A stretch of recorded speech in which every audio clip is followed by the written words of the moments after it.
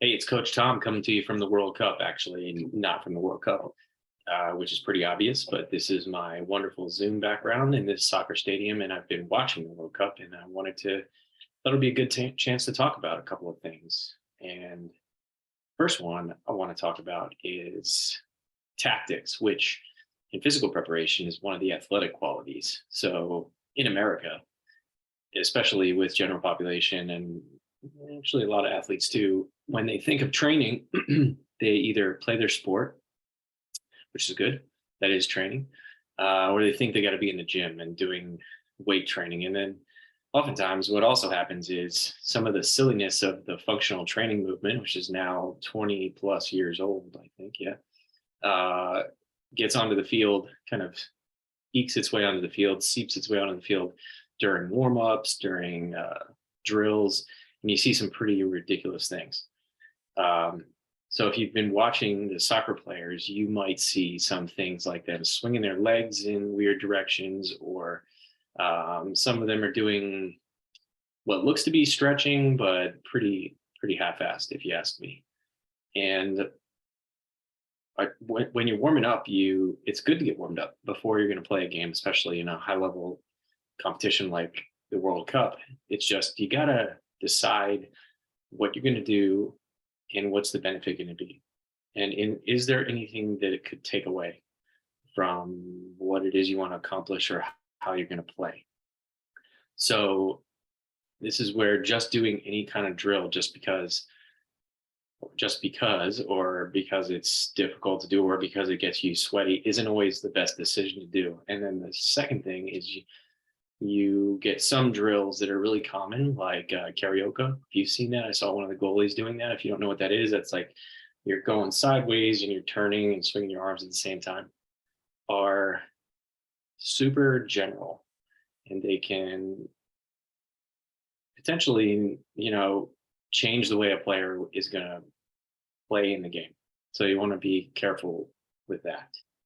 Um, and then some of the other stuff is what's popular these days as mobility drills. And it's interesting because nobody really stretches yet. They recognize that they don't have mobility. And that's my point. You don't have mobility without flexibility. So you could save yourself a lot of time with a really good stretching program. And I've never seen anyone do that outside of KSI. And it's pretty crazy to watch the highest level sport, and it isn't the first time, but in soccer, do some of the functional movement drills that you see with personal trainers. It just shows you that the influencers that started that whole movement, um, they had deep roots, and it all ties back to strength training, where everyone thinks the reason they get injured is because they're not strong enough. So that was just one of my observations.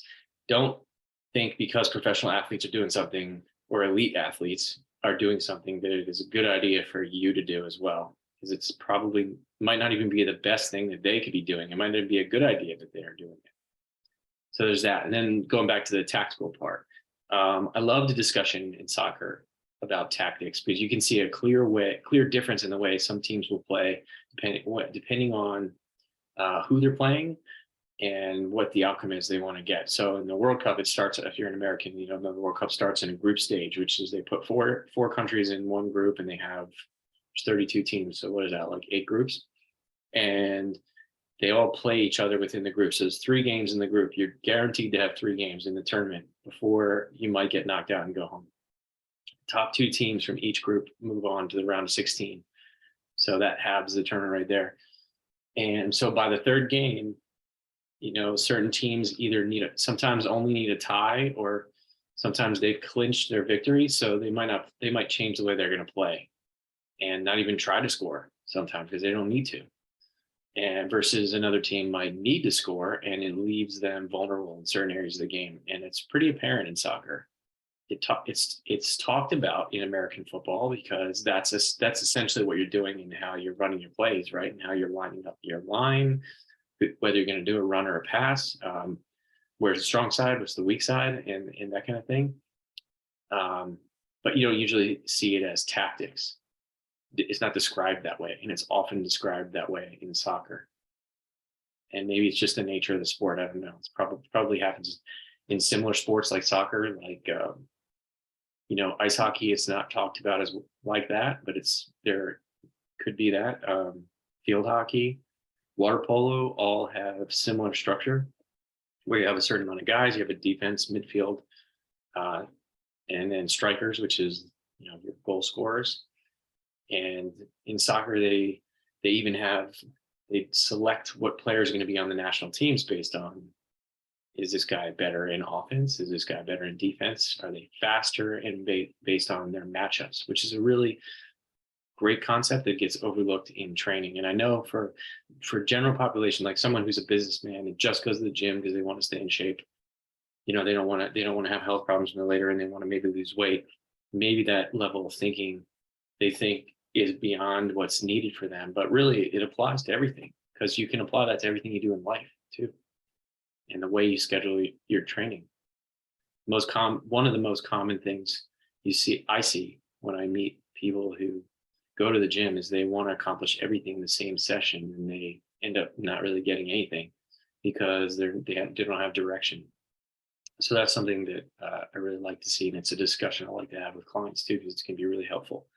And then the last thing that I know happens, but it is really apparent in it's the shape of the player's body. When I say shape, so the term in shape literally means the shape of your body, like the positioning of everything in your body, even how much muscle you have, that kind of thing. And the needs for every sport are different. So, an American football player does need more muscle because some of the activities they do are more of they need more force production, or they're going to be physically hit really hard. And versus a soccer player doesn't need that. Golfers are a great example too. They don't need to be buffed. You don't need to see a bodybuilder body on a golfer. They wouldn't play very well. And the same is true of a soccer player. If they looked like a bodybuilder, then they'd be in trouble. But that being said, the obsession in strength training and functional training and all the crap that's come with it is you can tell who's doing what based on the way their body adapts and how they look.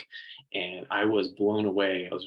I've watched a lot of the games and I've seen it in everybody. It was really apparent I was watching Cameroon versus, who were they playing? I think it was, it was a European country. Now I'm forgetting. But it was at the end of the group stage, and their shoulders were just like, you can just see the types of upper body training they're doing is so evident by the shape of their shoulders and their head. And soccer players just don't need that. I mean, you could do strength training, but it's not helping them. And you can see it in the way they run too. In particular, there was an Australian player who he had the same kind of rounded shoulders and everything else. And when he runs, he's so leaning forward because of it. He doesn't have good balance in his run. This is probably going over a lot of people's heads, but these are things that I noticed. And then even in the Cameroon game, going back to that, one of the forwards couldn't take a throw in. Camera happened to be close enough to catch it, and the announcers talked about it. He threw it to his teammate because he said he was having shoulder issues, so he couldn't bring the ball over his head to do that. So just that's a real world example of how a poorly designed strength training program could limit a player's ability in the game to perform. And the most important thing for anybody is to be able to play what they want to do. And that includes everyone in general population, to be able to go about life and enjoy life and be able to enjoy for many years to come. And if you have grandkids, you have later in life, you don't want to be in a wheelchair. You don't want to have joint replacements, because that kind of stuff accelerates the end of life, right? And it certainly isn't enjoyable to be kept alive artificially, which the medical community can do, and they'd be happy to do it. It's pretty profitable for them, I imagine. But anyway, that's a limiting factor. Just think of what else maybe in the game, how many other players in the World Cup could be experiencing some kind of effect of poorly designed training that is limiting their ability, and then they didn't score, or their team, or they got injured, or they couldn't play as long. Like, that's why it's important for your training decisions to be taken really seriously. And even if it's just, I want to be in shape and I want to be active, that's totally fine.